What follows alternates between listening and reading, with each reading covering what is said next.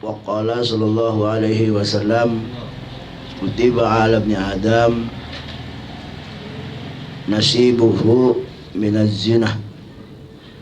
zina mudrikun dzalik la ma'alata wal ainani zinahuma an-nadru wal adnani zinahuma al-istima' wal lisanu zinahu kal kalamu wal yadu zinaha al-batshu wa rijlu jinaha al-khattu wal qalbu yahwi wa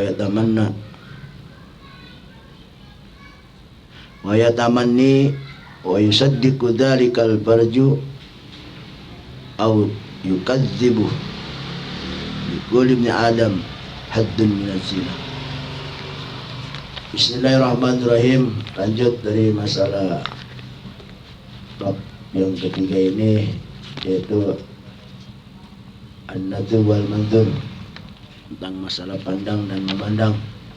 Terakhir dalam masalah ini sebelum khotimah penutup, yaitu tentang masalah ahwali ba'din nisa, hal-halnya sebagian daripada wanita-wanita salihah yang biasa kalau kita dengar suka cerita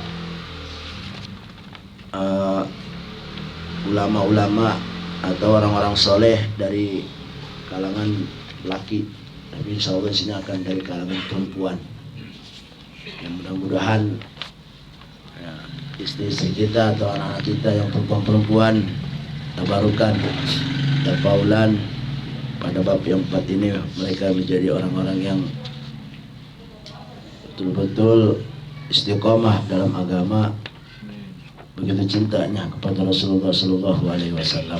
Sebab nanti di sini perempuan-perempuan ini yang begitu dahsyat cinta kepada Rasulullah Sallallahu Alaihi Wasallam, yang kalau biasanya kita suka mendengar cerita laki-laki yang cinta kepada Rasulullah luar biasa, kalau sekarang mungkin perempuan.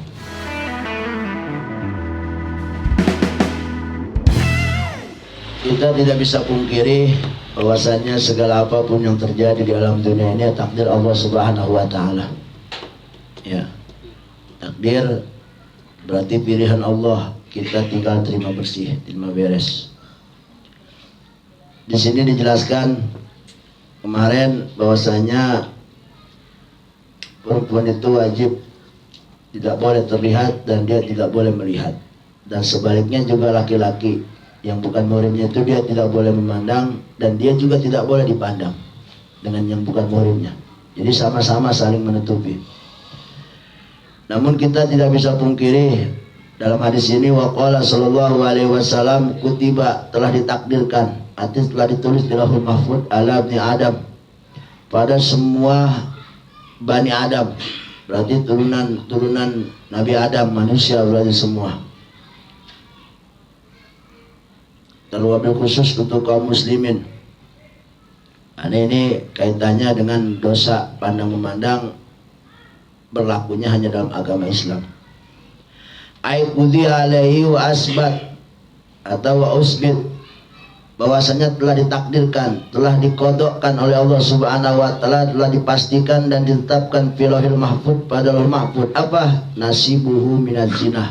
Semua yang namanya Bani Adam udah ada bagiannya yang namanya zina. Zina di sini bukan zina yang kita tahu, tapi di sini adalah dosa. Ya, dosa artinya sudah ada bagiannya di sini. Bagian-bagian yang sudah ditakdirkan oleh Allah Subhanahu wa taala. Ya, karena menandakan makhluk itu lemah, makhluk khotawan wanisyan. Jelas berarti itu hadis berkaitan dengan hadis yang ini. Artinya udah ada bagian manusia itu berbuat zina. Ya. Ai muqaddamatuha, maksudnya bukan zinanya tapi muqaddamnya. Ya, artinya sabab-sababnya. Sabab-sabab, atau kalau kita bilang mah akar-akar masalahnya, awalan-awalan muqaddimahnya daripada zina itu sendiri. Itu memang sudah takdir Allah. Artinya manusia pasti akan terjadi pada dirinya, dia akan melakukan asbab-asbab yang tinggal seakal lagi terjadi zina. Itu udah bagian dan kita nggak bisa pungkiri. Makanya kalau dalam fikih itu yang namanya orang ciri balik yaitu mimpi ihtilam, ya itu mungkin salah satunya juga mimpi ihtilam. Mimpi cimperembentah kalau orang bilang mah mimpinya itu udah bagian, dan itu dalam fikih malah dinyatakan sebagai salah satu alamat balik, berarti ada. Nggak mungkin kalau nggak ditulis itu nggak ada, pasti ada ya, karena memang udah bagian.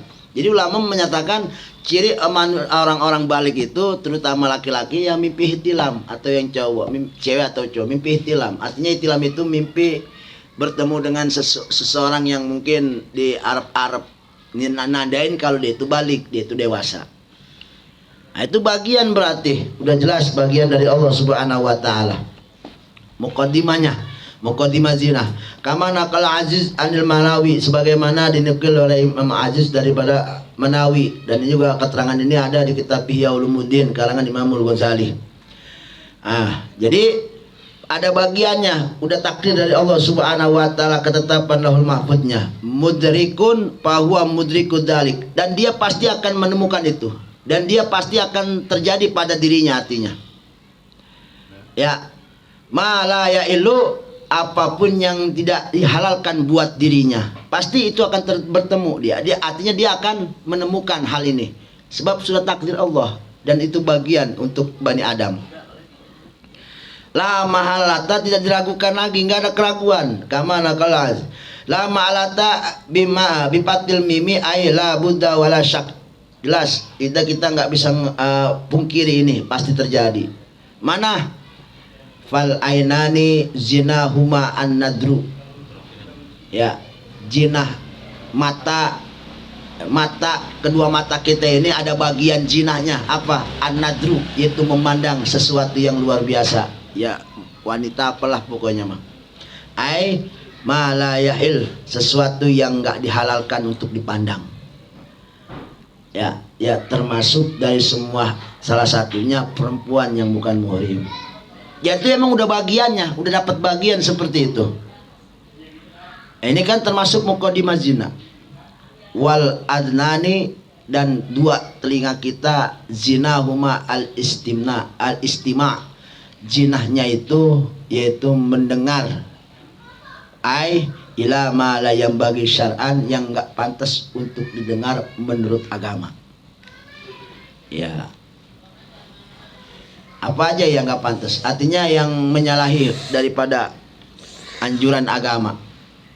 Walisan, dan lisan kita juga ada bagian dosanya yang udah ditetapkan. Jinahu, yaitu perbuatan jinahnya, al-kalamu, ngomong, bima la yanfa, yang tidak ada manfaatnya, dinian audinan, dunyawian dunyan atau dinan, baik agama maupun urusan dunianya. Itu dosanya, jinahnya. Wal yadu, dan adapun tangan, jinaha al-batsyu, bagiannya dalam perbuatan dosanya zina ini, ya dosa lah, taruh muqaddimahnya. Al-batsyu, yaitu batus, memegang. Al-qaru, memaksa. Wal aktu, dan memegang. Bil anfi, dengan cara kejam, artinya memaksa, menarik. Warijlu jinaha, adapun kaki dosanya itu al-khattu, melangkah menuju sesuatu yang mungkin tidak dihalalkan tempatnya untuk dituju, entah itu mah dangdutan, entah itu mah diskotikan, atau yang lainnya. Ai naqlul aqdam ila ma la yahil, yaitu melangkahkan kaki menuju kepada sesuatu yang gak halal buatnya. Wal qalbu, dan hati pun ada bagian jinahnya. Yahwi, yaitu punya keinginan, rasa, ayu ibu. Di sini maknanya bipatil wawi ayu ibu, artinya ada rasa suka. Wayatamanni, dan mengharap, malaya ilu, sesuatu yang gak dihalalkan, berhayal kepada sesuatu yang gak dihalalkan. Wa yusaddiqu dzalikal farju, dan itu dibenarkan oleh kemaluannya sendiri. Au yukadzibuh, atau diingkari oleh kemaluannya sendiri. Maksud daripada yusaddiqu dzalikal farju au yukadzibuh apa? Ai bil ityani bima huwa, dengan cara dia melaksanakan apa yang diangan-angan dalam hatinya, Itu yang wahwal maksud min dalik, apa yang diingini oleh hatinya, au bitarki, atau dia meninggalkan, artinya tidak melakukan.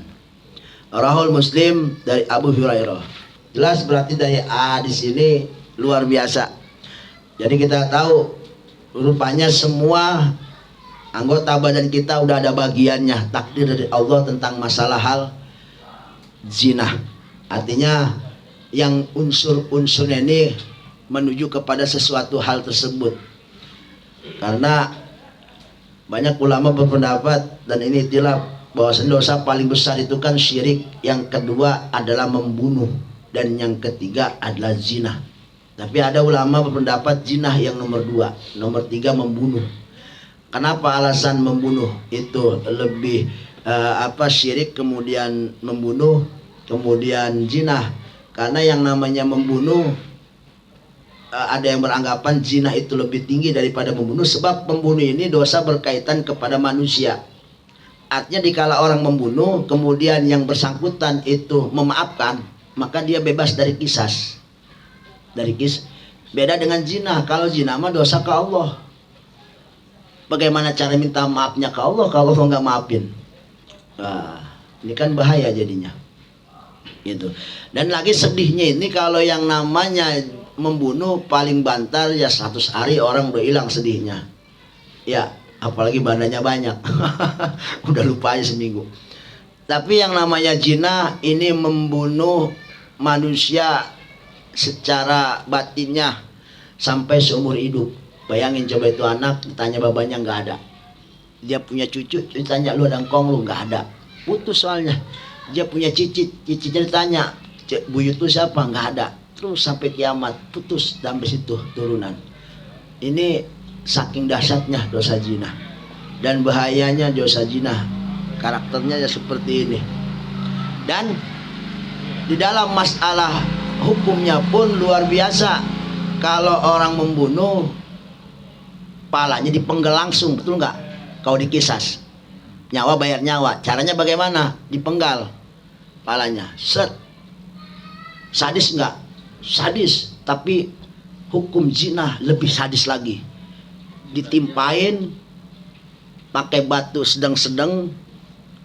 Apalagi yang zinanya zina muson ya, zina yang orang sudah akad nikah kemudian dia berbuat zina.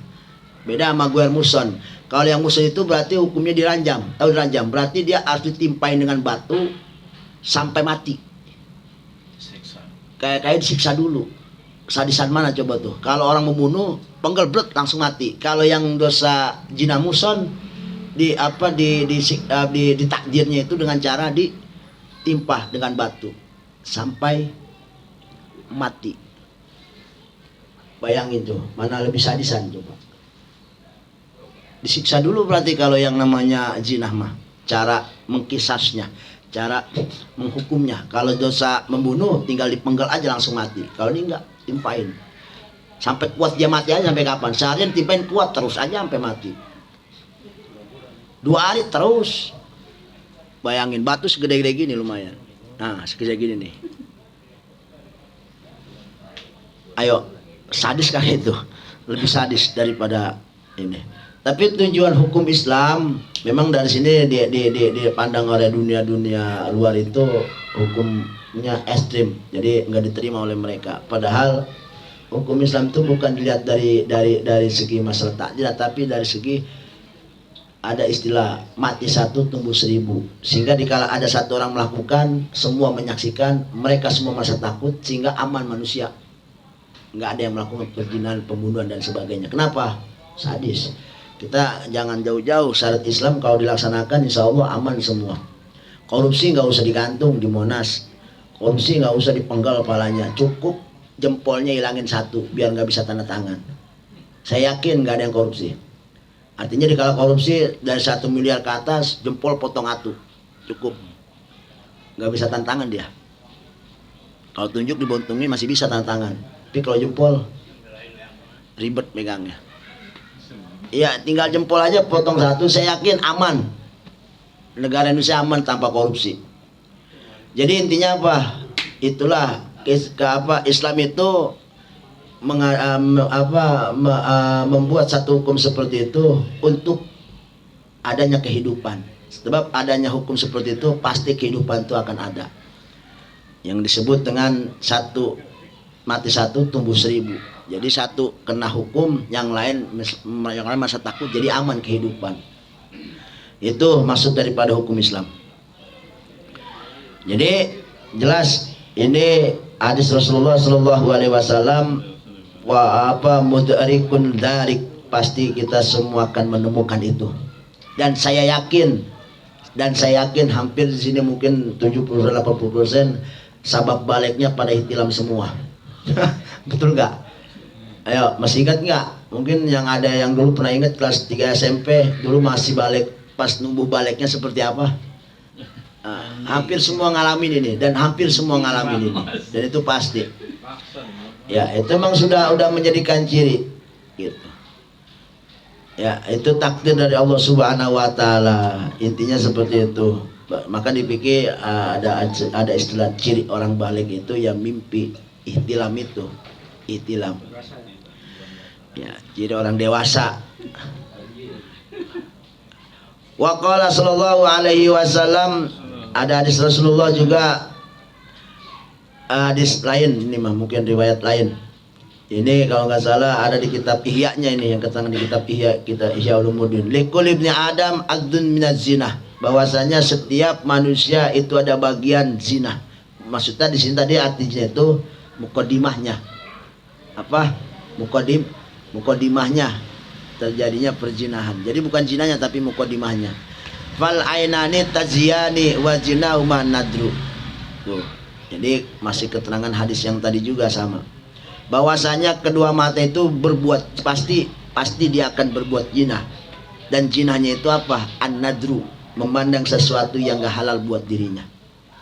Wal yadani, dan dua tangan tazniyani, dia berbuat zina. Wa zinahuma albatsu, tadi memegang dengan keras, tanpa kelembutan, dengan kasar. Artinya berbuat dolim dengan tangannya. Warijlani, adapun dua kakinya tazniyani, berbuat zina. Wa zinahuma almatsyu, yaitu melangkah ke tempat sesuatu yang gak dihalalkan. Diajak tuh cewek mojok ke tempat sesuatu, atau dia cari japaran itu janda mungkin umpama buat mojok atau bagaimana. Nah, ini perbuatan dosa. Wal pamu yazni wa zinahuma qublah. Mulut pun ada bagian perbuatan zinahnya, yaitu al qublah, mencium. Ya, itu kan apa? Muqaddimah zina. Iya, awal-awal meraba, mencium dan lain sebagainya. Wal qalbu yuhimu, adapun hati yaitu ada rasa yuhimu, keinginan kuat, ingin memiliki si ano, kemudian wayatamani, kemudian dia berhayal. Dalikal fajru, dan ini kalau hayalannya terlaksana berarti yaitu berarti itu dibenarkan oleh parjinya, artinya oleh kemaluannya, au yukadzibu, atau mungkin dia tidak melakukan apa yang diingini, aja hanya cukup cinta di hati, istilahnya begitu. Nah, ini udah memang takdir dari Allah Subhanahu Wa Taala dalam Lauhul Mahfuznya. Nah, ini mungkin dalam hadis ini menyatakan salah satu perbuatan yang mungkin yang unsurnya kepada perbuatan zina.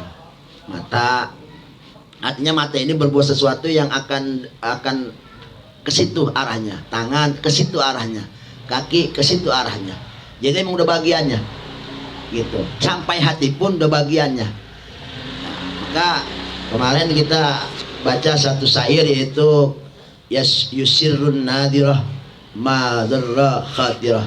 Biasanya pandangan yang membuat indah di mata itu biasanya akan menjadikan kemadaratan di hati. Artinya begini, setiap sesuatu yang dipandang enak, hati-hati, itu kadang-kadang bisa menghancurkan hati manusia. Artinya apa? Dorongan-dorongan hati kuat nanti akan berbuat sesuatu yang lebih dari apa yang tidak diharapkan oleh agama. Dari sebab memandang sesuatu yang tidak halal.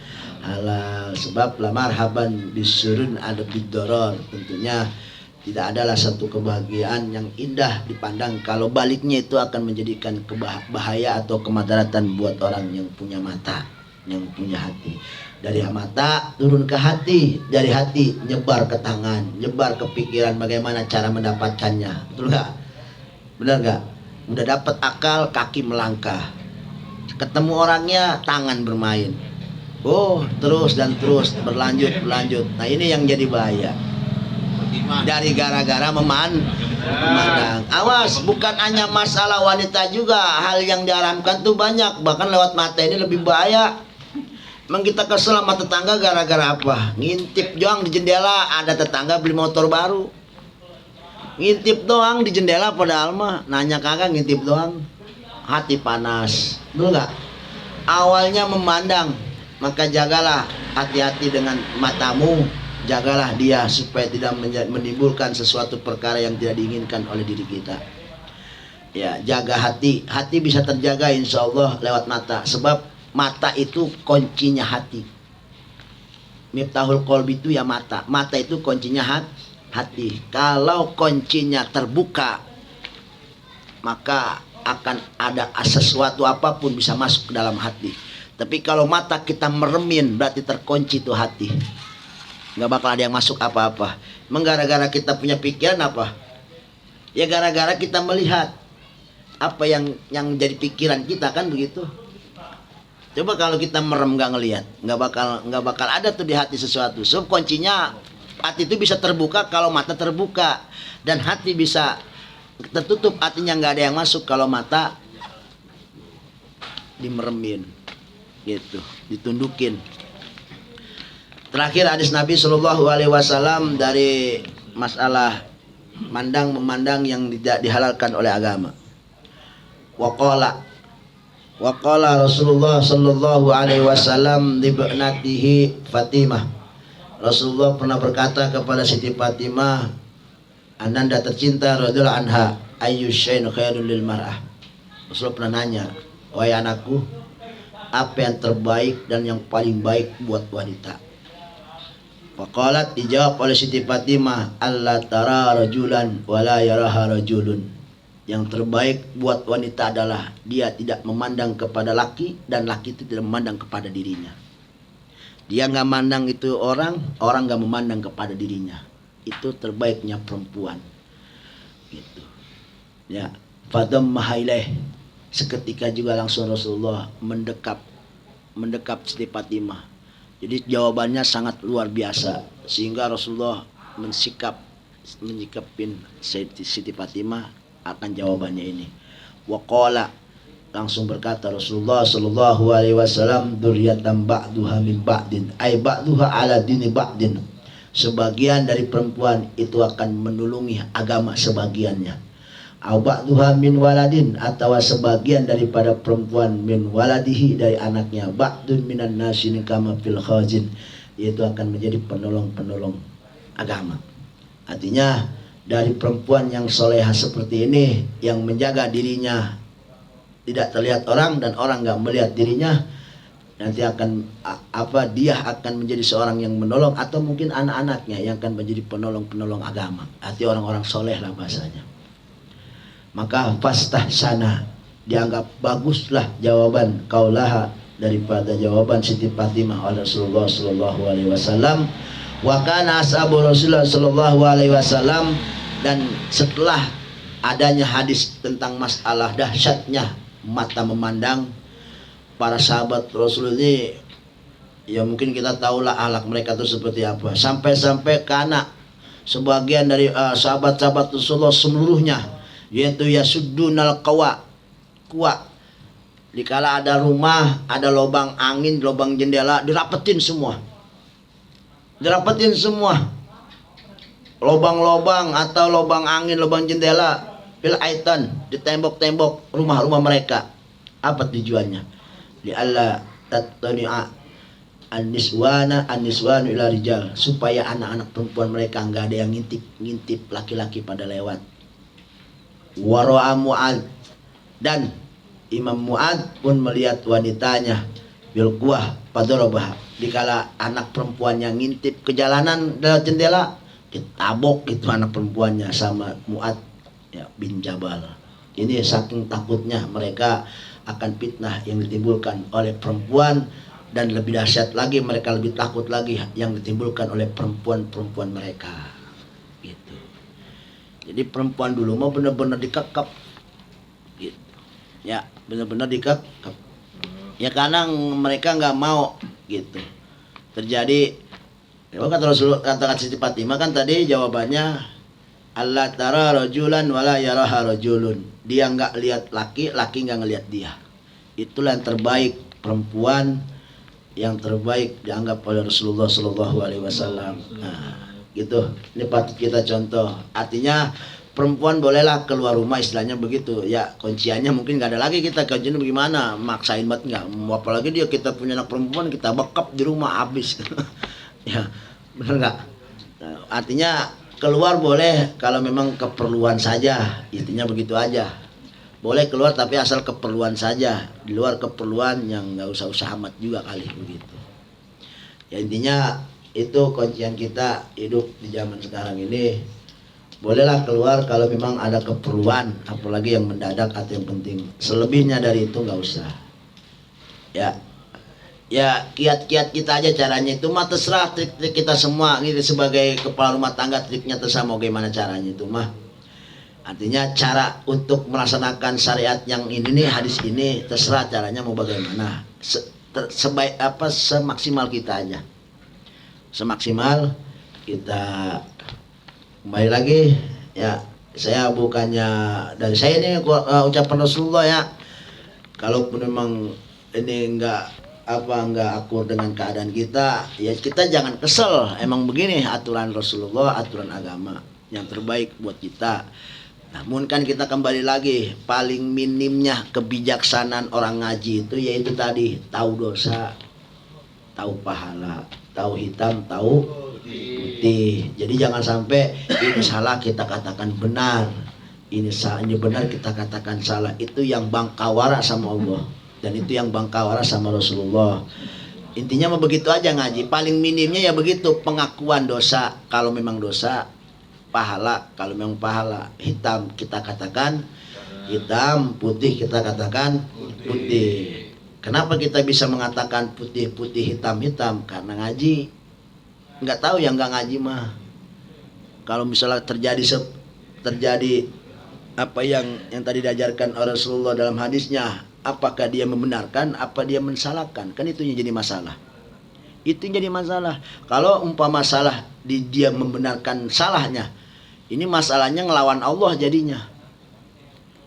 Ya, kalau ngelawan presiden paling di penjara, kalau ngelawan Allah, dipeprek di neraka. Gitu. Artinya takutnya imannya nggak diterima sama Allah.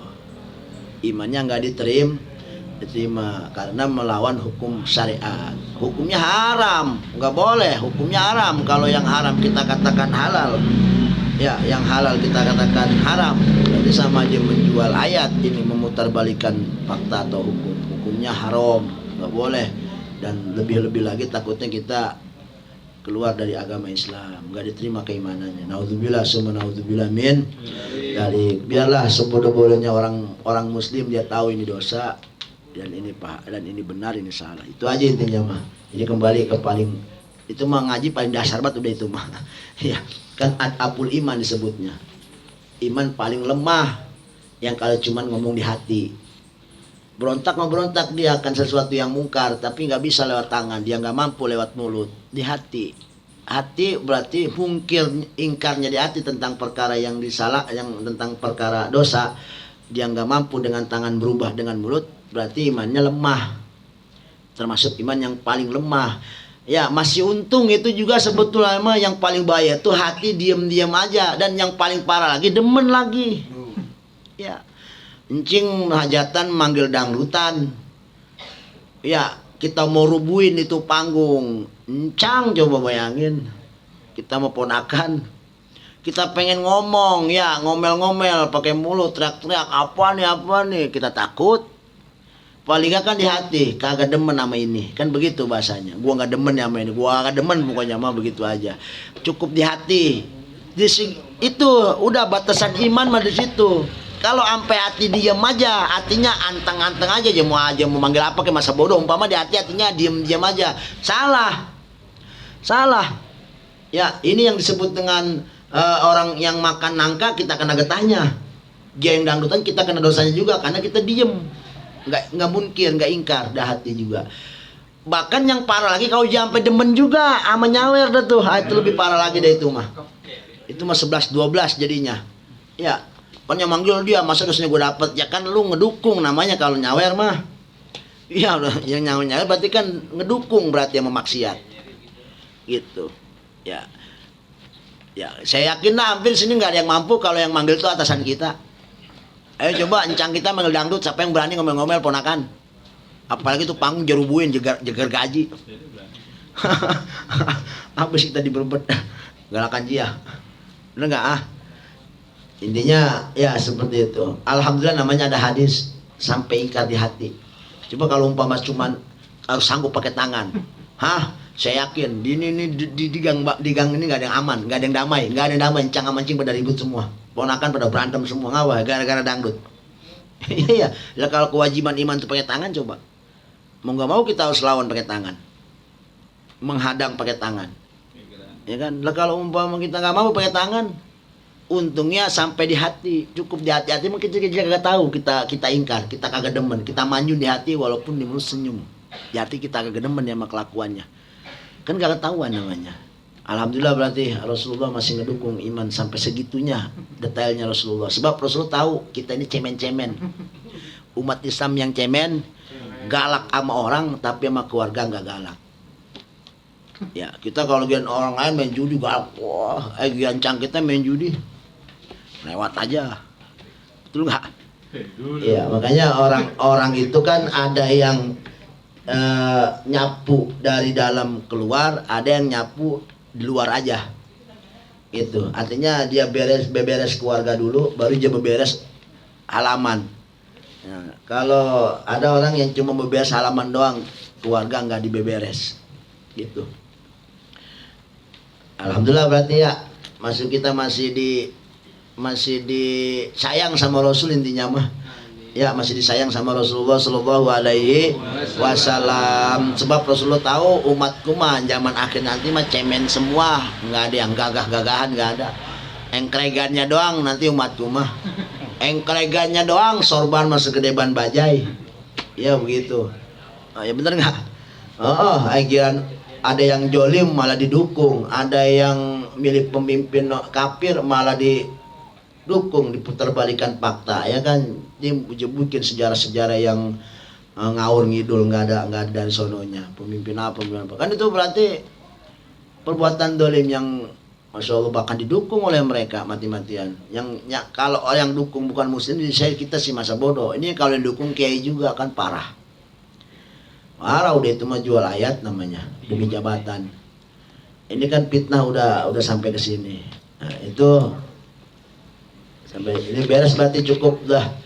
Pasal ketiga, tinggal terakhir besok khotimah tentang ahwal-ahwal perempuan-perempuan yang begitu dahsyat mendapatkan ketinggian derajat oleh Allah Subhanahu Wa Taala yang mungkin masuk ke jajaran para waliullah. Tapi perempuan semua ini. Kita jangan ngeliat perempuannya tapi ngeliat ahwalnya. Mereka tuh mendapat ahwal seperti ini tuh, perjalanan mereka tuh apa yang modalnya apa sampai kepada makom ridho Allah Subhanahu Wa Taala. Jangan ngeliat perempuannya, kita ngeliat cara mereka mendapatkan itu semua bagaimana, kita ikutinnya. Wallahu a'lam bishawab. Alhamdulillahirabbil alamin.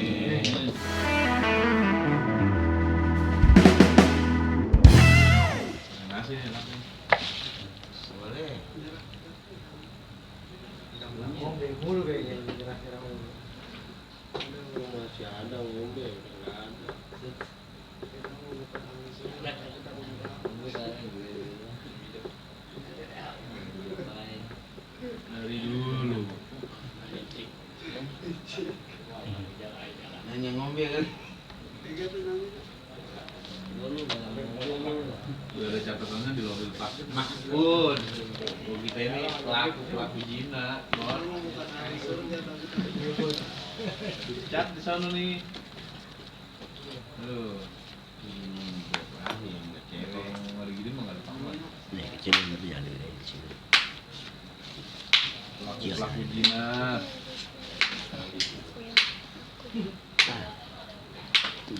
Ini mana?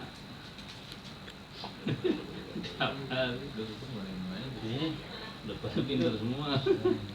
Ini mau nanya, kali nanya ngopi apa gitu.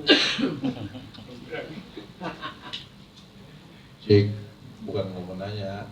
Orang lagi pada muda pada bangor semua ini jadi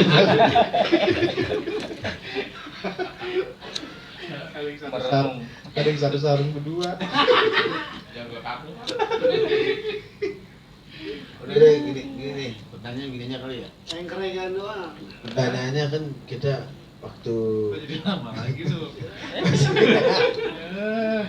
jadi kan dibilang kita pelaku zina. Kasihan lagi bosnya. Udah ngerasa semua. Iya. Solusinya gimana? Dihindarin. Itu mah nggak bisa dihindarin, itu mah udah takdir. Jadi itu mah kan mukodimah zina, Jadi mukodimahnya, hanya mukodimahnya. bukan jinanya. Jinanya mah nggak boleh. Hal-hal yang Ini mah mukodimahnya hal-hal yang menyebabkan terjadinya perzinahan. Tadi kayak mata, pandangan mata, terus pegangan tangan, langkah kaki, hati, keinginan hati. Mukodimahnya maksudnya, bukan. Jadi zina di sini maknanya ya dosa. Dosa, maksudnya dosa. Iya, haram tetap dosa, cuman bukan jinahnya. Mukodimahnya. Kan zina mah kan diharamkan kan mukodimahnya. megang jempol ya. Enggak, sebetulnya begini, pada intinya begini ya, yang namanya berdua-berduaan, yang namanya berdua-berduaan, ngobrol, mandang-memandang, pada hakikatnya itu intinya mah enggak dosa. Kenapa jadi elat dosa? Elatnya karena itu mukodimah jinahnya. Jadi yang diharamkan itu dalam Al-Quran kan wala takrobu, takrobnya yang diharamin. Masalah mandangnya mah enggak, berdua-berduanya kagak. Itu mendekat. Cuman karena itu jadi mukodimahnya itu diharamin jadinya. Jadi jadi deketin. Ini begitu. Ada tuh keterangannya. Jadi keterangannya itu kalau nggak salah pada hakikatnya yang namanya berdua-berduaan, mandang memandang itu nggak haram. Terus jadi haram karena itu mukodimahnya, unsur terjadinya perzinahan. Jadi sabab unsurnya itu yang jadi haram. Makanya zina mah mukodimahnya aja diharamin, apalagi terjadinya. Ya karena tadi dahsyatnya zina itu siksa di dunianya kayak gitu. Dimatiin tapi perlahan. Dimatiin tapi pelan-pelan. Mendingan kita mah dipenggal langsung mati, terus udah ya kan, ini ditimpain sampai mati. Kalau 2 hari aja kagak mati-mati ya terus aja timpain sampai mati. Mukodimah win. Jadi makna zina di sini ya dosa. Jadi emang udah kita nih dibekali dari level pelaku dan Allah. Udah begitu ya, udah takdir, udah Punya begitu, bakal seperti zina. itu. Sebab kita mah bukan masum, beda sama para rasul. Semua masum nggak bakal terjadi. Ihtilam pada Nabi itu haram, yang Rasul itu nggak ihtilam. Nggak pernah tuh Rasul ihtilam, nggak. Mimpi cewek gitu nggak. Haram, sebab itu mah dari setan. Memang sudah takdir seperti itu, pasti semua ngalamin. Ya terutama orang-orang yang balik-balik, yang mau pada balik. Sebab itu memang tandanya. Itu memang tanda dia. Jadi kita ngilangin itu yang Iya. kita mah ya. Kan ada istilah orang-orang. Hindari itu. Ya, intinya mah apa, semua itu udah ada bagian yang sudah ditakdirkan sama Allah. Dosa-dosa yang mukodimah zina ini udah bagiannya, udah pasti itu manusia pasti terjadi pada dirinya. Tinggal nanti dia bisa nahan apa enggak. Ya, artinya sampai ke finish apa enggak.